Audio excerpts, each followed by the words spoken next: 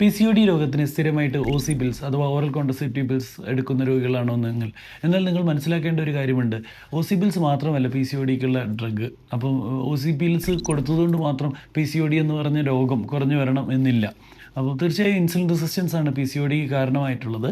നിങ്ങളുടെ ലാബ് ഇൻവെസ്റ്റിഗേഷനോ നിങ്ങൾക്കുള്ള സിംറ്റം അനുസരിച്ച് സാധാരണയായി 4 തരമായിട്ട് PCODകളെ തരംതിരിക്കാൻ കഴിയുന്നതാണ്. അപ്പോൾ ഈ 4 തരത്തിലും നമ്മുടെ അപ്രോച്ച് എപ്പോഴും ഒരു എൻഡോക്രൈനോളജിസ്റ്റിൻ്റെ ഭാഗത്തു നിന്ന് ഡിഫറൻ്റ് ആയിരിക്കും. പലപ്പോഴും പേഷ്യൻസിന് വെയിറ്റ് കുറയ്ക്കുന്ന ഇൻസുലിൻ സെൻസിറ്റൈസിങ് ഡ്രഗ്സ് ആയിട്ടുള്ള ടിർസിപ്പാറ്റൈഡ്, സെമാഗ്ലൂട്ടൈഡിൻ്റെ ടാബ്ലറ്റും അവൈലബിൾ ആണ്, ഇഞ്ചക്ഷൻസും അവൈലബിൾ ആണ്. ടിർസിപ്പാറ്റൈഡ് എന്ന ഡ്രഗിൻ്റെ ഇഞ്ചക്ഷൻസ് ഇപ്പം അവൈലബിൾ ആയിട്ടുണ്ട്. ഇത്തരം ഡ്രഗുകളൊക്കെ കൊണ്ടുവരിക, അത് ഉപയോഗിക്കുക, അത് ഉപയോഗിച്ചുകൊണ്ട് വെയിറ്റ് കുറയ്ക്കുക, ലൈഫ് സ്റ്റൈൽ ചേഞ്ച് ചെയ്യുക, ഡയറ്റ് കുറയ്ക്കുക, കൂടുതൽ എക്സസൈസ് കൊണ്ടുവരിക. അതോടൊപ്പം തന്നെ ഹൈപ്പർ ആൻഡ്രോജനീമിയ, അതായത് മെയിൽ സെക്സ് ഹോർമോണായ ടെസ്റ്റോസ്റ്ററോൺ കൂടിയ അളവിൽ കാണാൻ സാധിക്കും.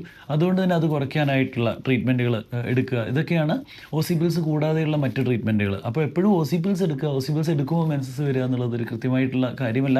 അതിൻ്റെ ബേസിക് പെത്തോളജീനെ നമ്മൾ അറ്റാക്ക് ചെയ്യണമെങ്കിൽ പേഷ്യൻസ് വെയിറ്റ് കുറച്ച് കൊണ്ടുവരാൻ വേണം. അപ്പോൾ ഇത്തരം കാര്യങ്ങളൊക്കെ കൂടുതലായിട്ട് ശ്രദ്ധിക്കേണ്ടതുണ്ട്. അപ്പം കൃത്യമായിട്ടുള്ള ലാബ് ഇൻവെസ്റ്റിഗേഷൻസ് ചെയ്യുക. നിങ്ങൾ അടുത്തുള്ള എൻഡോക്രൈനോളജിസ്റ്റിനെ ബന്ധപ്പെടുക. Thank you. Stay healthy. Follow for more.